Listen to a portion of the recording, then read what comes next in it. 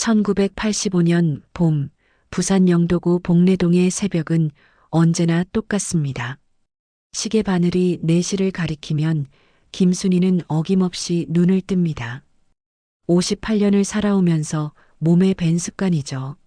남편 박철수가 교통사고로 세상을 떠난 지 벌써 3년이 흘렀지만 순희의 하루는 여전히 규칙적입니다. 또 잠을 못 잤네. 순희는 중얼거리며 침대에서 몸을 일으킵니다. 요즘 들어 잠이 더욱 얕아졌어요. 아들 민호가 미국으로 유학을 떠난 지 2년째, 집은 너무나 조용합니다. 예전에는 철수의 코 고는 소리와 민호의 뒤척이는 소리가 있었는데, 이제는 시계 초침 소리만 똑딱거릴 뿐입니다. 순희는 작은 화장대 앞에 앉아 거울을 바라봅니다. 거울 속 자신의 모습을 보니 주름이 또 하나 늘었네요. 나이가 들어가는구나. 줄거리 보시기 전에 구독과 좋아요, 무료이니 부탁드려요. 큰 힘이 됩니다. 작은 한숨을 내쉬며 찬물로 세수를 하고 머리를 단정히 빗어 넘깁니다. 35년째 다니고 있는 국수 공장으로 가야 하거든요. 옷장에서 작업복을 꺼내 입으며 순희는 벽에 걸린 가족 사진을 바라봅니다. 민호가 고등학교를 졸업하던 날 찍은 사진이에요. 철수와 순희 사이에서 환하게 웃고 있는 민호의 모습이 생생합니다. 그때는 참 행복했는데. 순희의 입에서 저절로 탄식이 나옵니다. 집을 나서니 골목길은 아직 어둠에 쌓여 있습니다. 가로등 불빛 아래로 순희의 그림자가 길게 늘어져요. 같은 시간, 같은 길을 걸으며 공장으로 향하는 발걸음이 오늘따라 더욱 무겁게 느껴집니다. 아마도 어젯밤 민호 꿈을 꿨기 때문일 거예요. 순희 씨, 오늘도 일찍 나오셨네요. 공장 앞에서 만난 동료 박 여사가 반갑게 인사를 건넵니다. 박 여사는 순희와 비슷한 나이로 함께 일한 지도 벌써 10년이 넘었어요. 응, 잠이 안 와서 그냥 나왔어. 순희는 대수롭지 않게 대답하지만 박 여사는 순희의 표정이 어둡다는 걸 눈치챕니다. 혹시 민호 소식 있어? 요즘 편지 자주 오나? 편지는 한 달에 한 번씩 와. 잘 지낸다고 하는데. 순희의 목소리에 걱정이 묻어납니다. 공장 안으로 들어가 탈의실에서 작업복을 갈아입습니다. 낡은 작업복이지만 깨끗하게 빨아서 풀까지 먹여놓았어요. 순희는 뭐든 깔끔하게 하는 성격입니다. 철수가 살아있을 때도 항상 우리 집사람은 정말 꼼꼼해라고 자랑하곤 했죠. 기계 앞에 서니 35년 동안 서 있던 자리라는 게 새삼 실감납니다. 기계 소리가 시작되면서 하루가 본격적으로 시작됩니다.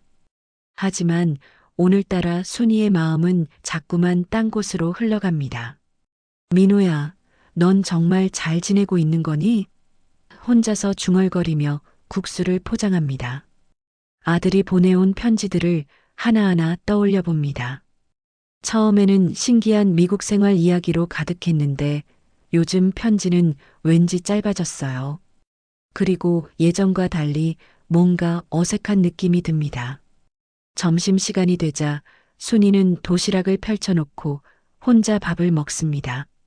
새벽에 만들어둔 김치찌개와 계란말이, 그리고 김치가 전부죠. 옆자리 동료들은 서로 이런저런 이야기를 나누지만 순희는 조용히 젓가락질만 합니다. 순희야, 요즘 기운이 없어 보이는데 괜찮아? 옆자리 이순자가 걱정스럽게 묻습니다. 그냥 나이 들어서 그런가 봐. 괜찮아. 순희는 억지로 웃어 보이지만 속마음은 편하지 않습니다. 문득 민호가 어릴 때 엄마 나중에 크면 미국 가서 돈 많이 벌어올게. 그래서 엄마 아빠 편하게 해드릴게라고 했던 말이 생각나네요.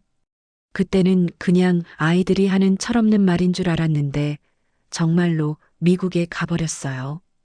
그때는 그냥 아이들 말인 줄 알았는데. 순희는 씁쓸하게 웃습니다. 오후 작업이 끝나고 집으로 돌아가는 길, 우체부 김 씨가 멀리서 순이를 부릅니다.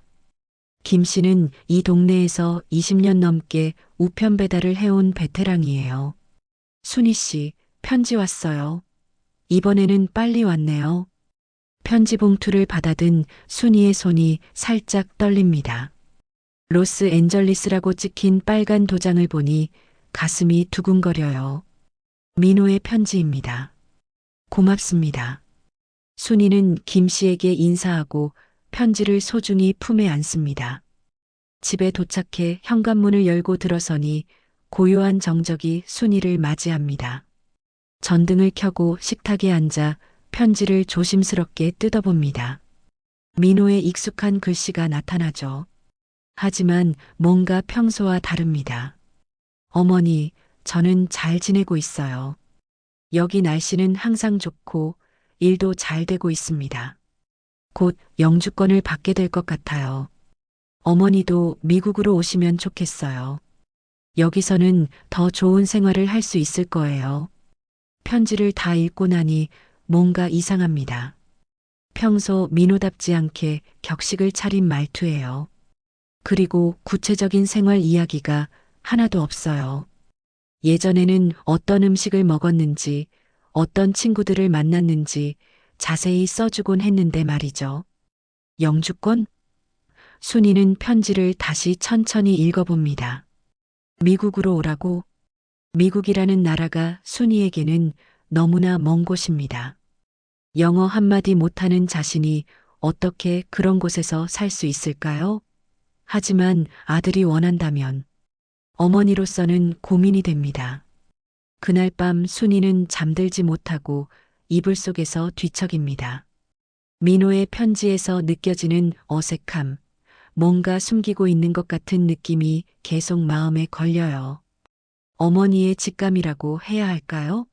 뭔가 잘못되고 있다는 불안감이 가슴 한구석을 파고듭니다. 창밖으로 부산 바다가 어렴풋이 보입니다. 파도 소리가 밤새 들려오지만 오늘 밤은 그 소리조차 불안하게만 들리네요. 순이는 천장을 바라보며 중얼거립니다. 민호야, 너 정말 괜찮은 거니? 그로부터 3개월이 흘렀습니다. 민호의 편지는 더욱 뜸해졌어요. 한 달에 한 번씩 오던 편지가 이제는 2달에 한 번으로 줄어들었습니다. 그리고 편지 내용도 점점 더 짧아지고 있어요. 순이는 불안감이 커져만 갔습니다. 김순희 씨 댁에 국제전화 왔어요. 어느 날 오후 동네 구멍가게 할머니가 큰 소리로 부릅니다. 순이는 깜짝 놀라 공장에서 뛰어나왔어요. 국제전화라니요? 민호가 전화를 걸어온 건 처음이었거든요. 가게로 뛰어가니 할머니가 수화기를 내밉니다. 빨리 받아. 비싸니까. 순이는 떨리는 손으로 수화기를 받습니다. 하지만 들려오는 목소리는 민호가 아니었어요. 안녕하세요. 박민호 씨 어머니시죠? 저는 LA 안인회에서 일하는 정대식이라고 합니다. 네. 민호가 무슨 일이라도. 순이의 심장이 쿵쾅거립니다. 한인회에서 전화를 걸어온다는 건 뭔가 큰일이 났다는 뜻일 거예요. 어머니, 죄송한 말씀이지만 민호 씨가 한 달 전부터 연락이 안 되고 있습니다. 순이의 머릿속이 하얗게 변했어요. 뭐라고요? 마지막으로 본 사람들 말로는 큰 빚을 지고 어디론가 떠났다고 합니다. 도박빚이라고 하더군요. 도박빚? 순이는 믿을 수 없다는 듯 되물었습니다. 우리 민호가 도박을? 네, 안타깝게도. 그리고 어머니, 혹시 민호 씨가 최근에 편지나 연락을 드렸나요? 순이는 가슴이 철렁 내려앉았습니다. 그럼 지난 3개월 동안 받은 편지들은 뭐였을까요? 편지는 받았는데요. 그렇다면 그 편지들을 잘 보관해 두세요. 혹시 단서가 될 수 있으니까요. 저희도 계속 찾아보겠습니다만. 전화가 끊어졌습니다. 순이의 손에서 수화기가 떨어져 바닥에 떨어졌어요.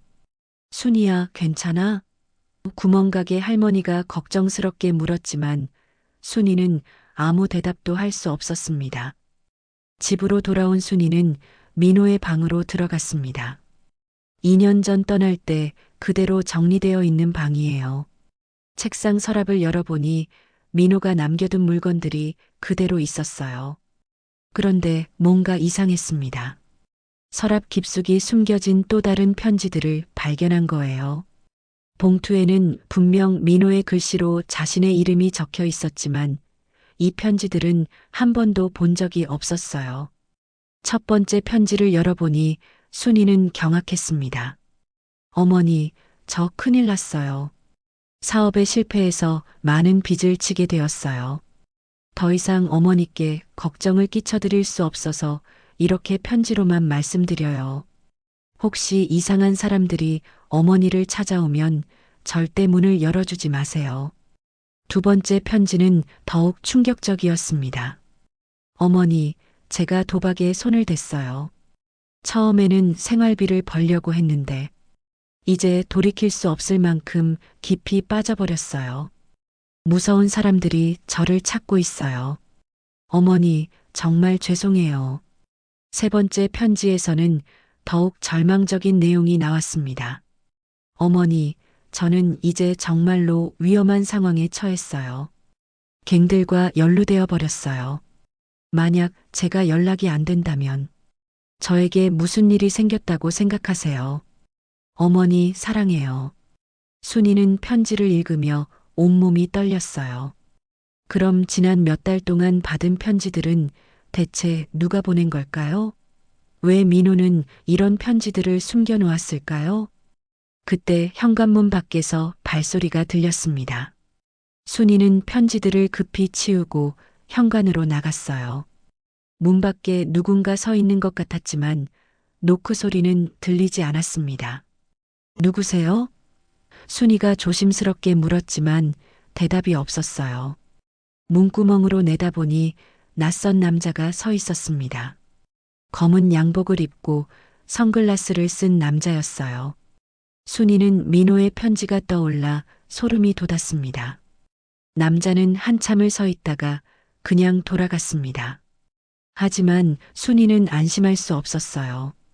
혹시 민호를 찾는 무서운 사람들일까요? 그날 밤 순이는 잠들 수 없었습니다. 민호에게 무슨 일이 생긴 건 아닐까요? 그리고 지금까지 받은 편지들은 누가 보낸 걸까요? 왜 누군가는 민호가 잘 지내고 있다고 거짓말을 했을까요? 새벽 2시쯤 순이는 결심했습니다. 미국에 가서 직접 민호를 찾아야겠다고요.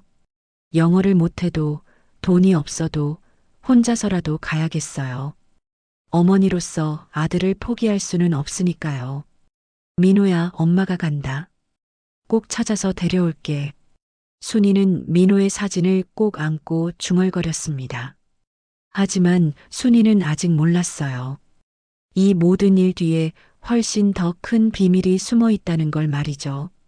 다음 날 아침 순이가 미국행 비행기표에 대해 알아보려고 여행사에 갔을 때 뜻밖의 사람을 만나게 됩니다. 바로 3년 전 교통사고로 죽었다고 생각했던 남편 박철수였어요. 여보. 순이는 그 자리에서 기절할 뻔했습니다. 철수의 목소리가 떨리고 있었습니다. 순이는 그 자리에서 주저앉을 뻔했어요. 3년 전 교통사고로 죽었다고 생각했던 남편이 눈앞에 서 있다니요.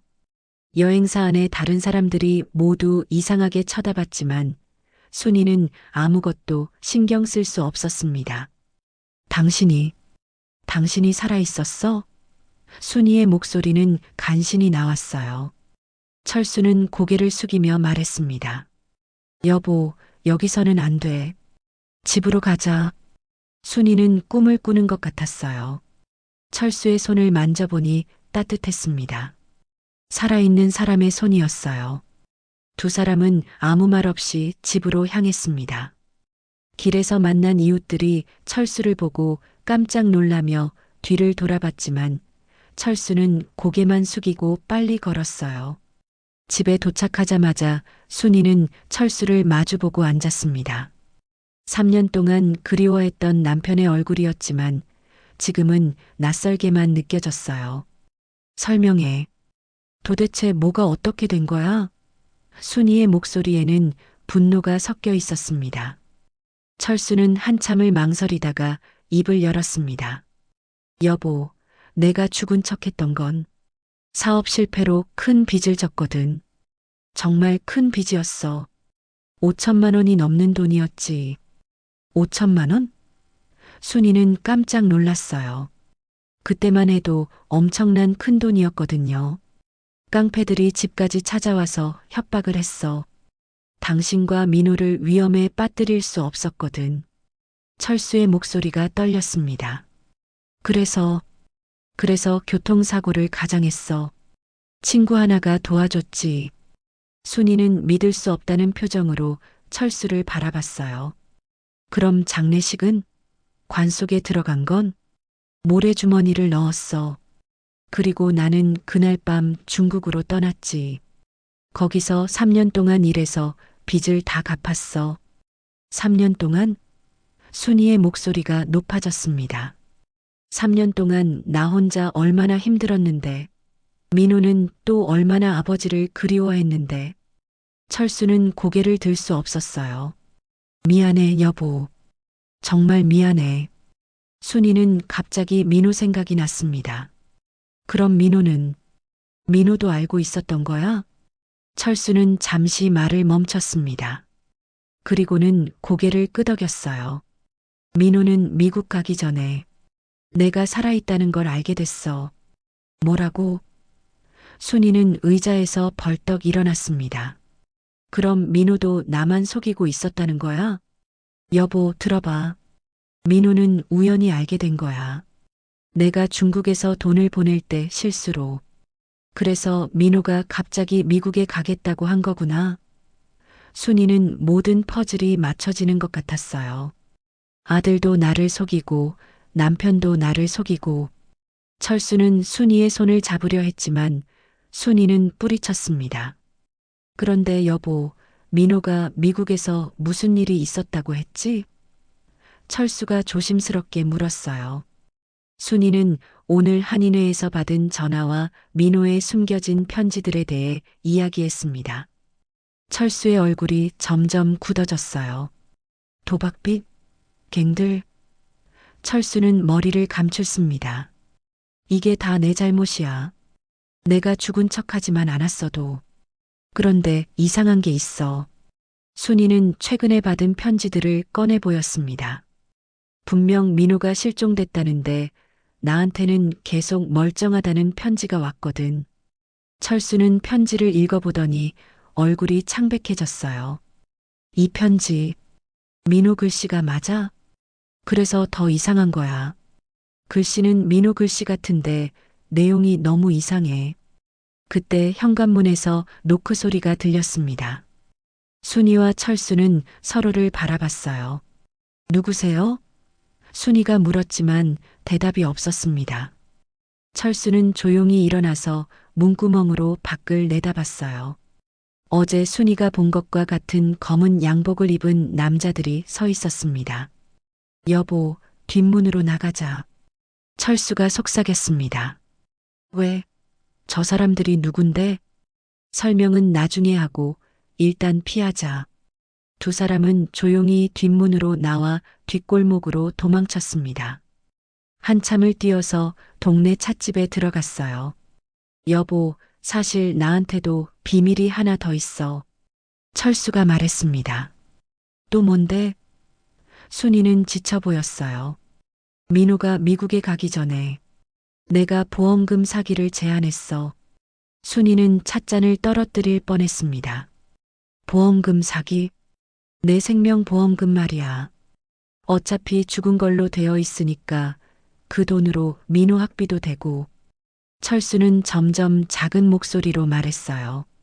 그럼 민호가 미국에서 위험에 빠진 건도 아마 보험회사에서 조사를 하다가 발각된 것 같아. 그래서 민호가 도망친 거야. 순이는 머리가 어지러웠어요. 남편도 거짓말을 했고 아들도 거짓말을 했고 심지어 보험금 사기까지 저질렀다니요. 그럼 지금 우리 집에 온 사람들은 아마 보험회사 사람들이거나 아니면 더 무서운 사람들일 수도 있어. 순이는 갑자기 결심이 섰습니다. 미국에 가야 해. 민호를 찾으러. 여보, 위험해. 우리도 지금 쫓기는 신세야. 그래도 가야 해. 내 아들이야. 순이의 목소리는 단호했습니다. 당신이 만든 이 모든 일, 이제 끝을 내야 해. 철수는 순이의 결심찬 표정을 보고 고개를 끄덕였어요. 알겠어. 함께 가자. 내가 만든 일이니까 내가 책임져야지. 그날 밤 두 사람은 비밀리에 미국행 비행기표를 샀습니다. 하지만 순이는 몰랐어요. 이 모든 일이 사실 훨씬 더 복잡한 음모의 일부라는 걸 말이죠. 그리고 미국에서 그들을 기다리고 있는 건 상상도 못한 진실이었습니다. 민호야, 엄마 아빠가 간다. 조금만 기다려.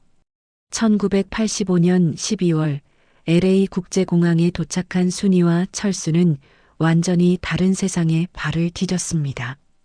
영어로 가득한 안내방송, 낯선 얼굴들, 그리고 부산과는 전혀 다른 공기까지 모든 것이 낯설었어요.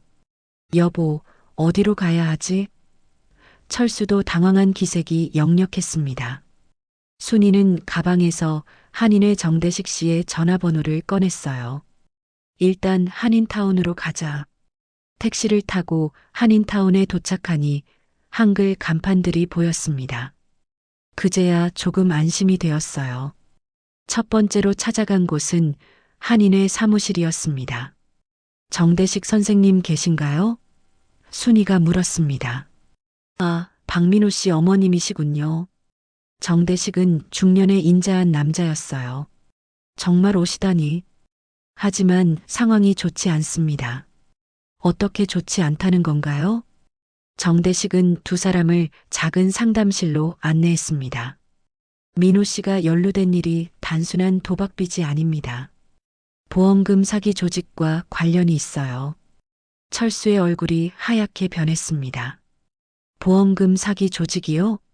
네, 한국에서 가짜로 사망 신고를 하고 미국에서 보험금을 타내는 조직입니다. 민호 씨가 그 일에 연루되었다가 양심의 가책을 느끼고 빠져나오려 했던 것 같아요. 순이는 가슴이 철렁 내려앉았어요. 그럼 우리 민호는 어디에 있나요? 마지막으로 목격된 곳이 다운타운의 한 창고 지역입니다. 하지만 그곳은 위험해요. 조직원들이 지키고 있거든요. 그때 철수가 고백했습니다. 사실 제가 그 조직과 연결된 것 같습니다. 뭐라고? 순이와 정대식이 동시에 물었어요. 제가 중국에 있을 때 어떤 한국 남자가 접근했어요. 쉽게 돈을 벌 수 있는 방법이 있다면서. 그때는 몰랐는데 지금 생각해보니 그게 보험금 사기 조직이었던 것 같아요. 순이는 분노로 떨었습니다. 그럼 민호가 위험에 빠진 것도 당신 때문이야? 여보, 미안해. 내가 정말 몰랐어. 정대식이 끼어들었습니다. 지금 중요한 건 민호 씨를 찾는 거예요. 하지만 경찰에 신고하면 민호 씨도 공범으로 체포될 수 있어요. 그럼 어떻게 해야 하죠? 일단 민호 씨가 마지막으로 일했던 식당에 가봅시다. 거기서 단서를 찾을 수 있을 거예요. 세 사람은 한인타운의 작은 식당으로 향했습니다. 고향집이라는 간판이 걸린 허름한 식당이었어요.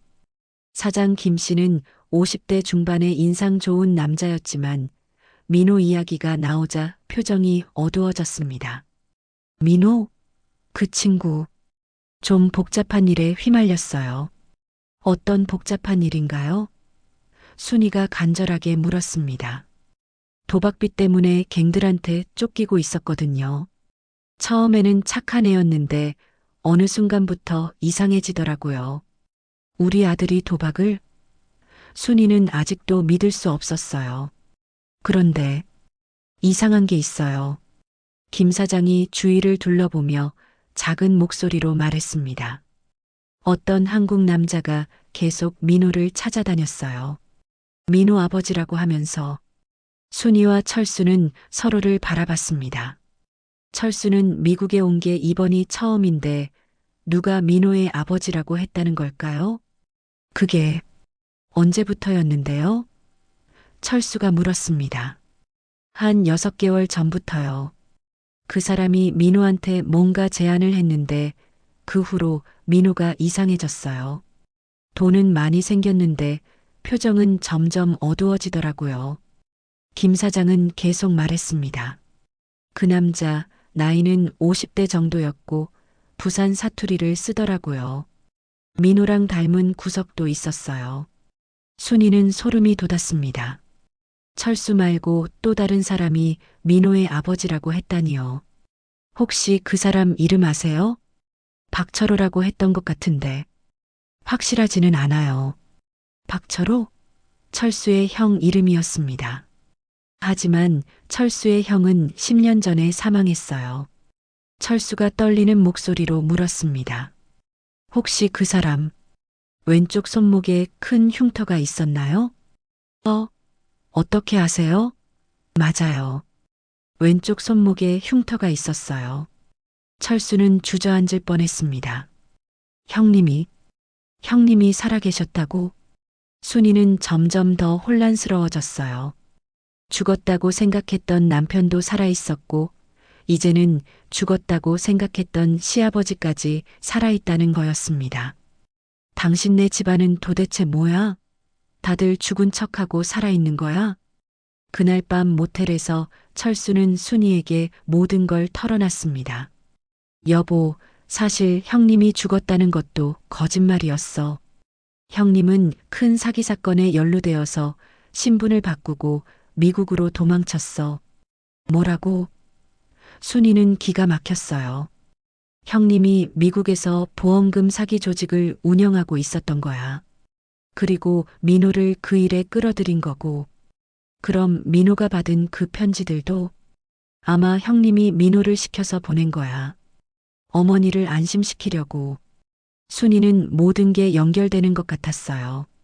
하지만 동시에 더 큰 두려움이 밀려왔습니다. 그럼 민호는 지금 어디에 있는 거야?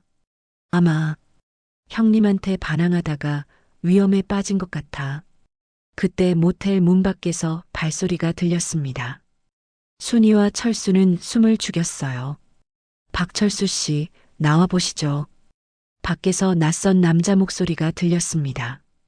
우리를 어떻게 찾았지? 철수가 속삭였습니다. 박철수 씨, 민호를 찾고 싶으시죠? 협조하시면 만날 수 있게 해드리겠습니다. 순이는 문 쪽으로 다가갔습니다. 민호가 어디 있어요? 어머님도 함께 계시는군요. 좋습니다. 내일 오후 3시에 다운타운 창고로 오세요. 혼자서요. 혼자서는 안 돼. 철수가 소리쳤습니다. 그럼 민호는 다시는 못 보실 거예요. 발소리가 멀어졌습니다. 순이와 철수는 서로를 바라봤어요. 여보, 가면 안 돼. 너무 위험해. 하지만 순이의 결심은 확고했습니다. 가야 해. 내 아들이야.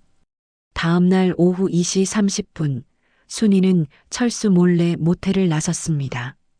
철수는 샤워를 하고 있었고, 순이는 그 틈을 타서 조용히 문을 열고 나갔어요.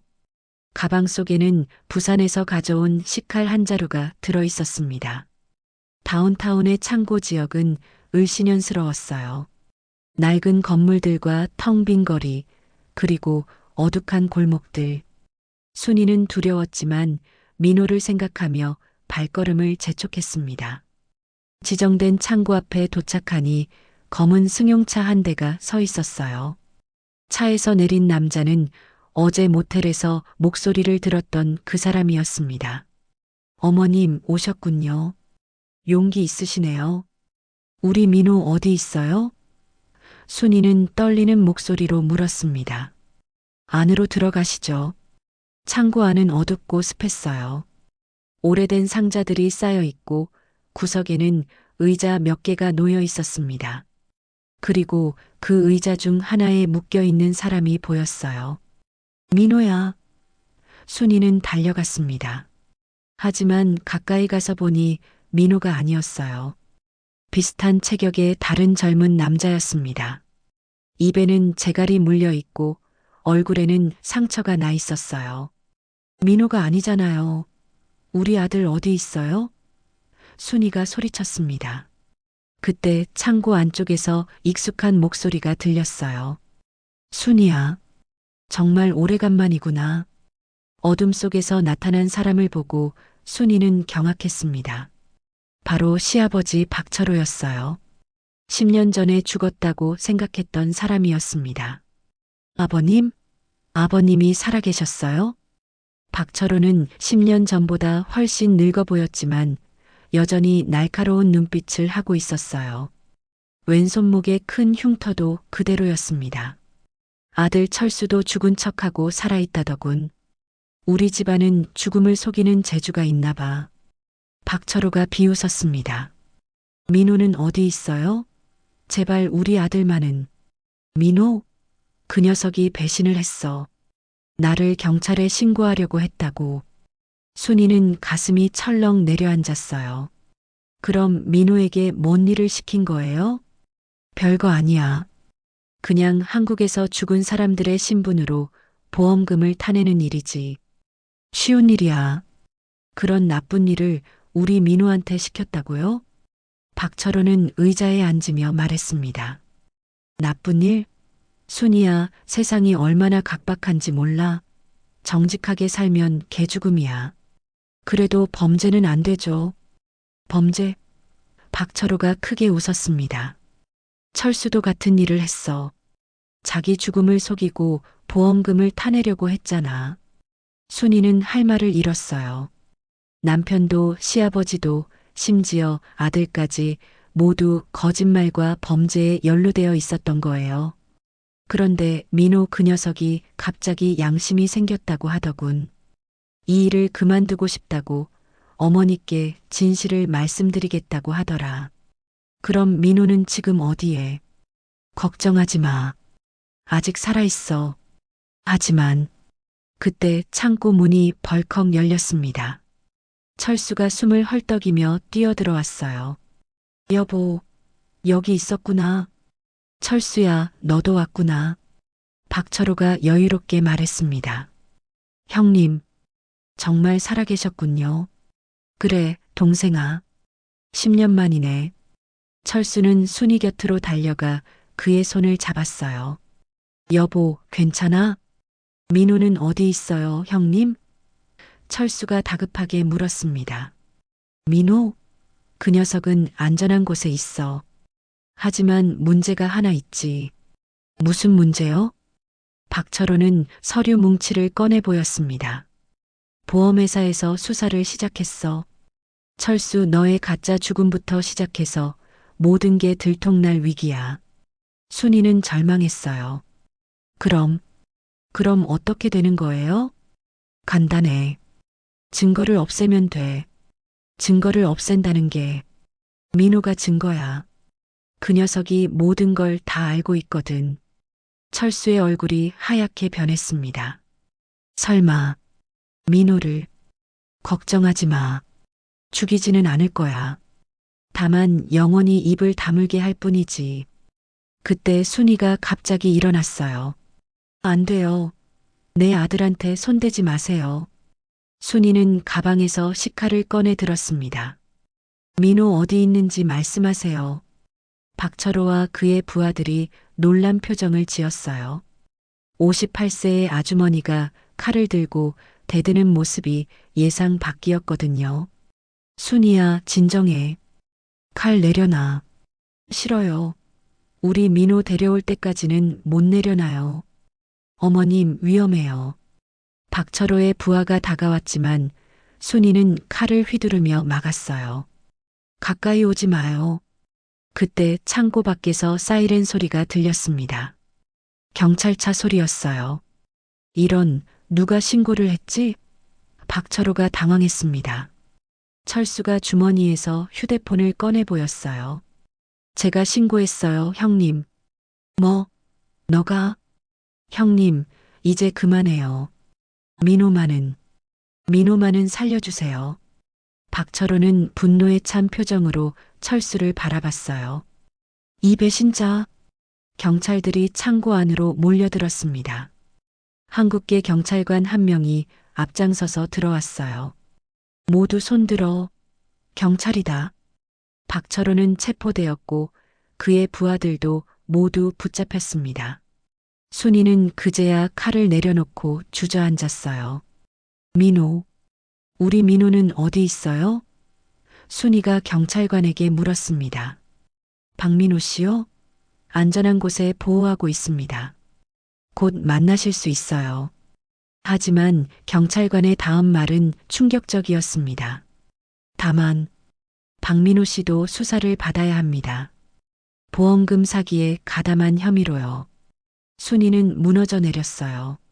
아들을 찾았지만 이제는 아들이 범죄자가 되어버린 거였어요. 여보, 철수가 순이를 안았지만 순이는 철수마저 밀쳐냈습니다. 다 당신들 때문이야. LA 경찰서에서 순이는 민호와 마침내 재회했습니다. 2년 만에 보는 아들의 모습은 처참했어요. 살이 많이 빠졌고 얼굴에는 상처 자국들이 있었습니다. 하지만 가장 충격적인 건 민호의 눈빛이었어요. 예전에 밝고 순수했던 눈빛은 사라지고 지친 어른의 눈빛이 되어 있었습니다. 민호야. 순이는 아들을 끌어안고 오열했습니다. 어머니, 죄송해요. 정말 죄송해요. 민호도 어머니 품에서 울었어요. 하지만 감동적인 재회도 잠시 한국계 박 형사가 다가왔습니다. 박민호 씨는 보험금 사기에 연루된 중요한 증인입니다. 하지만 동시에 공범이기도 해요. 공범이라니요? 순이가 항의했습니다. 박민호 씨가 직접 가짜 서류를 만들고 보험금을 받았거든요. 다만 나중에 양심의 가책을 느끼고 자수하려 했다는 점은 참작하겠습니다. 민호가 고개를 들어 어머니를 바라봤어요. 어머니, 제가 정말 큰 죄를 지었어요. 무슨 말이야, 민호야? 민호는 떨리는 목소리로 고백하기 시작했습니다. 아버지가 살아계신다는 걸 알게 된 후로 저는 혼란스러웠어요. 왜 어머니만 속이고 있는지, 왜 저한테만 비밀을 털어놓으셨는지. 순이는 조용히 들었어요. 미국에 와서 할아버지를 만났을 때 할아버지는 말씀하셨어요. 세상은 정직한 사람만 바보가 되는 곳이더라고요. 그래서 그 나쁜 일에 가담한 거야? 처음에는 단순하게 생각했어요. 어차피 아버지도 죽은 척 했으니까 그 보험금이라도 받아서 어머니께 편하게 해드리자고요. 민호는 계속 말했습니다. 하지만 일이 점점 커졌어요. 할아버지는 다른 사람들의 신분까지 도용하라고 하셨고, 그때부터 무서워졌어요. 그래서 빠져나오려고 한 거구나? 네, 하지만 쉽지 않았어요. 할아버지는 제가 모든 걸 다 알고 있다고 함부로 나가면 저뿐만 아니라 어머니와 아버지도 위험하다고 협박하셨어요. 순이는 가슴이 미어지는 것 같았어요. 아들이 가족을 보호하려다가 이런 일에 휘말린 거였네요. 그래서 어머니께 보낸 편지들은 할아버지가 시킨 거예요. 어머니가 의심하지 않게 하려고. 정말 죄송해요. 박 형사가 끼어들었습니다. 박민호 씨, 조직의 다른 멤버들에 대해서도 증언해 주셔야 합니다. 다른 멤버들이요? 네, 이 조직은 생각보다 규모가 큽니다. 한국과 미국을 오가며 체계적으로 보험금 사기를 저질러 왔어요. 그때 철수가 나타났습니다. 수갑을 찬 채였어요. 민호야, 아빠가 미안하다. 아버지. 민호는 복잡한 표정을 지었어요. 내가 죽은 척만 안 했어도 이런 일은 없었을 텐데. 순이는 두 남자를 번갈아 바라봤어요. 남편도 잘못했고 아들도 잘못했지만 그 시작은 가족을 위한 마음이었다는 걸 알 수 있었습니다. 박 형사가 말했습니다. 박철수 씨와 박민호 씨 모두 협조적으로 조사에 임한다면 형량을 줄일 수 있을 겁니다. 형량이요? 순이가 놀랐어요. 보험금 사기는 중범죄입니다. 하지만 자수하고 증언에 협조한다면 집행유예도 가능해요. 그날 밤 순이는 혼자 모텔 방에 앉아 있었습니다. 남편과 아들은 모두 구치소에 있었어요. 35년 동안 평범하게 살아왔는데 하루아침에 모든 게 무너져 내린 기분이었습니다. 그때 전화벨이 울렸어요. 한인의 정대식 씨였습니다. 어머님, 괜찮으세요? 괜찮을 리가 있나요? 어머님, 제가 변호사 한 분을 소개해 드릴게요. 한국계 변호사인데 이런 사건에 경험이 많으셔요. 고맙습니다. 하지만 변호사 비용이 걱정하지 마세요. 한인회에서 도와드릴게요. 다음 날 순이는 변호사 이강민을 만났습니다. 40대 초반의 깔끔한 인상을 가진 남자였어요. 어머님, 상황이 복잡하긴 하지만 희망이 없는 건 아닙니다. 정말인가요? 박민호 씨가 조직의 핵심 증인이 될 수 있어요. 그리고 박철수 씨도 협조한다면 둘 다 집행유예로 끝날 가능성이 높습니다. 순이는 조금 안심이 되었어요. 하지만 문제가 하나 있습니다. 무슨 문제요? 박철호 씨가 다른 조직원들에게 협박을 당하고 있어요. 입을 다물라고요. 그럼 만약 박철호 씨가 증언을 거부하면 민호 씨와 철수 씨만으로는 조직 전체를 무너뜨리기 어려워요. 순이는 다시 절망에 빠졌습니다. 그때 이 변호사가 놀라운 제안을 했어요. 어머님이 직접 박철호 씨를 설득해 보시는 게 어떨까요? 제가요? 네, 며느리로서 시아버지를 설득하는 거죠. 가족의 미래를 위해서요. 순이는 고민에 빠졌어요. 시아버지는 무서운 범죄자였지만 동시에 가족이기도 했으니까요. 어머님이 시아버지를 설득할 수 있다면 이 모든 일이 해결될 수 있어요. 그리고 민호 씨와 철수 씨도 가벼운 처벌로 끝날 거예요. 순이는 결심했습니다. 가족을 위해서라면 뭐든 할 수 있었으니까요. 알겠어요. 해보겠어요. 하지만 순이는 몰랐어요. 박철호를 만나러 가는 길에서 또 다른 진실을 알게 될 거라는 걸 말이죠. LA 카운티 구치소는 순이가 상상했던 것보다 훨씬 삭막했습니다. 철창과 차가운 콘크리트 벽, 그리고 감시하는 교도관들의 시선. 순이는 떨리는 손으로 면회 신청서를 작성했어요. 박철호를 면회하러 왔습니다. 관계가 어떻게 되세요? 며느리입니다. 교도관은 순이를 이상하게 바라봤어요. 한국 할머니가 이런 곳에 면회를 오는 게 흔한 일은 아니었거든요. 면회실에서 기다리던 순이는 시아버지 박철호와 마주 앉게 되었습니다. 수갑을 찬 철호의 모습은 초라해 보였어요.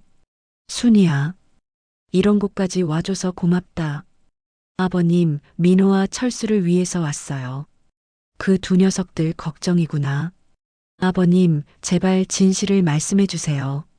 검찰에서 요구하는 대로 증언해 주시면 우리 가족 모두 살 수 있어요. 박철호는 쓴웃음을 지었습니다.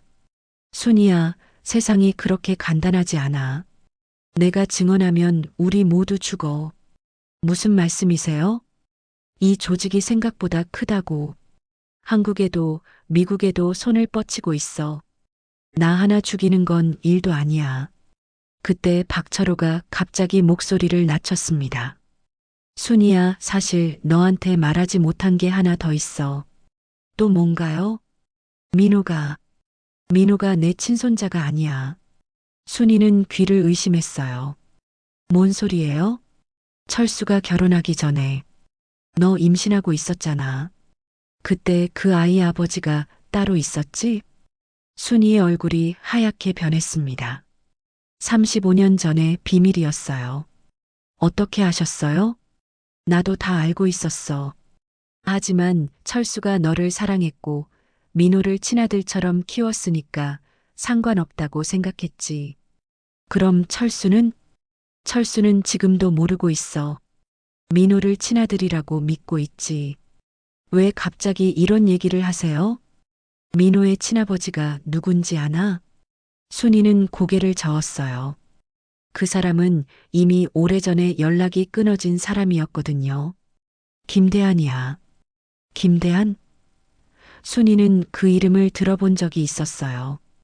LA 한인타운에서 제일 큰 사업을 하는 김대한 말이야. 우리 조직의 진짜 보스지. 순이는 충격에 빠졌어요. 민호의 친아버지가 이 모든 일의 배후에 있다는 거였어요.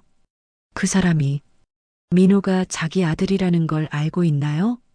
모르고 있어. 하지만 민호가 김대한을 너무 닮았거든.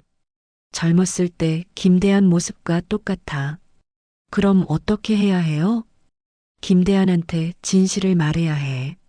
민호가 자기 아들이라고. 그럼 민호를 살려줄까요? 아마도. 하지만 대신 다른 조건을 요구할 거야. 그때 면회 시간이 끝났다는 안내가 나왔어요. 순이야, 김대한을 만나려면 한인타운의 대한각이라는 식당으로 가. 하지만 조심해. 순이는 구치소를 나와 곧바로 한인타운으로 향했습니다. 대한각은 한인타운에서 가장 크고 유명한 한정식 집이었어요. 겉보기에는 평범한 고급 식당이었지만 들어가 보니 분위기가 심상치 않았습니다. 김대한 사장님을 만나고 싶습니다. 어떤 용건으로 오셨나요? 박민호에 관한 일로 왔어요. 매니저는 순이를 위아래로 훑어보더니 어디론가 전화를 걸었습니다. 잠시 후 고개를 끄덕이며 말했어요. 2층으로 올라가세요. 순이는 떨리는 다리로 계단을 올라갔습니다. 2층은 완전히 다른 세계였어요. 호화로운 인테리어와 조용한 분위기, 그리고 곳곳에 서 있는 정장 차림의 남자들. 개인실로 안내된 순이는 그곳에서 김대한과 마주하게 되었습니다. 60대 초반의 인상 좋은 남자였어요. 정말로 민호를 닮았더군요. 박민호의 어머니시군요. 반갑습니다. 안녕하세요. 앉으세요. 차 한잔 하시죠. 김대한은 정중했지만 순이는 긴장을 늦출 수 없었어요. 민호 이야기를 들으러 오셨나요? 네. 그런데 그 전에 할 말이 있어요. 무슨 말씀이신지 순이는 용기를 내어 말했습니다. 민호가 사장님 아들이에요. 김대한의 표정이 급변했어요. 뭐라고 하셨습니까? 35년 전 저와 사장님 사이에서 태어난 아이가 민호예요. 김대한은 찻잔을 내려놓고 순이를 자세히 바라봤어요. 그럼 당신이 그때 부산 성모병원의 그 간호사? 네, 맞아요. 김대한은 한참 동안 말이 없었어요. 그리고는 갑자기 일어나서 창밖을 바라봤습니다. 그래서 민호가 나를 닮았구나. 사장님도 알고 계셨어요? 어렴풋이 짐작은 했지. 하지만 확신은 없었어. 김대한이 다시 앉으며 말했습니다. 그럼 민호는 내 아들이고 나는 내 아들을 범죄에 빠뜨린 거네. 그래서 제발 민호를 살려주세요. 그리고 철수도. 김대한은 깊은 한숨을 쉬었어요. 알겠습니다. 하지만 조건이 있어요. 무슨 조건인가요? 민호와 철수를 풀어주는 대신 어머님이 우리 조직에서 일해야 해요. 제가요? 네, 한국과 미국을 오가며 연락책 역할을 하는 거예요. 어머님 나이면 누구도 의심하지 않을 테니까. 순이는 절망했어요. 아들과 남편을 구하려다가 자신이 범죄자가 되어야 한다니. 만약 거절하시면? 그럼 민호와 철수 모두 위험해집니다. 순이는 선택의 여지가 없었어요. 알겠어요. 하겠어요. 김대한은 만족스러운 표정을 지었습니다. 좋은 선택이에요, 어머님. 아니, 이제 동료라고 해야겠네요. 알겠어요. 하겠어요. 순이의 목소리는 떨렸지만 결연했습니다. 김대하는 만족스러운 표정을 지었어요. 좋은 선택이에요. 그럼 내일부터. 그때 갑자기 식당 아래층에서 큰 소리가 들렸습니다. 사이렌 소리와 함께 FBI, 손들어 라는 외침이 울려 퍼졌어요. 김대한의 얼굴이 순간 굳었습니다. 이런, 누가 신고를. 그때 개인실 문이 벌컥 열리며 민호가 뛰어들어왔어요. 하지만 민호는 혼자가 아니었습니다. FBI 요원들과 함께였어요. 어머니. 민호가 순이에게 달려왔습니다. 민호야, 너 어떡해. 어머니, 죄송해요. 제가 FBI와 협력하기로 했어요. 김대한이 벌떡 일어났어요. 뭐, 내가 배신했다고? 민호가 김대한을 바라보며 말했습니다. 아버지, 뭐라고? 김대한은 당황했어요. 제가 다 알고 있어요. 당신이 제 친아버지라는 것도, 이 모든 범죄 조직을 운영하고 있다는 것도. 순이는 깜짝 놀랐어요. 민호야, 너 언제부터 알고 있었니? 한 달 전부터요. FBI에서 알려줬어요. 그리고 저에게 아버지를 설득해달라고 부탁했죠. FBI 요원이 김대한에게 수갑을 채우려 했지만 김대한은 손을 들며 말했습니다. 잠깐, 내가 할 말이 있어. 김대한은 민호를 바라보며 복잡한 표정을 지었어요. 민호야. 아니, 아들아. 정말 미안하다. 아버지, 왜 이런 일을 하셨어요? 처음에는 살아남기 위해서였어. 의료사고로 모든 걸 잃고 미국에 왔을 때 정직하게 살 방법이 없었거든. 김대한의 목소리에 후회가 묻어 있었어요. 하지만 점점 욕심이 생겼지. 돈이, 권력이. 그러다 보니 이렇게 되어버렸어. 순이가 다가가서 말했습니다. 그래도 늦지 않았어요. 이제라도 잘못을 인정하세요. 김대한은 순이를 바라봤어요. 순이 씨, 35년 전 당신을 떠날 때 임신한 줄 몰랐어요. 만약 알았다면 이제 와서 그런 말씀하지 마세요. 순이는 단호했어요. 중요한 건 앞으로예요. 그때 철수도 FBI 요원들과 함께 나타났습니다. 그는 석방된 상태였어요. 여보, 민호. 철수가 달려와 두 사람을 안았습니다. 아버지. 민호는 복잡한 표정이었어요. 민호야, 아빠가 미안하다. 내가 죽은 척만 안 했어도. 아버지, 이제 괜찮아요. 정말 아버지는 아버지예요.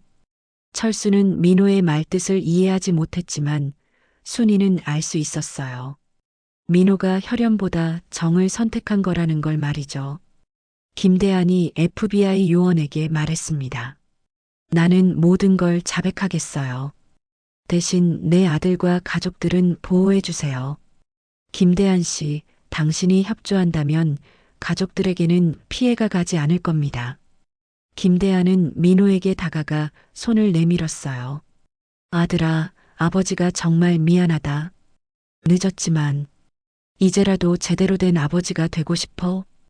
민호는 잠시 망설이다가 김대한의 손을 잡았어요.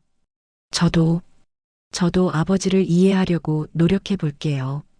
하지만 시간이 필요해요.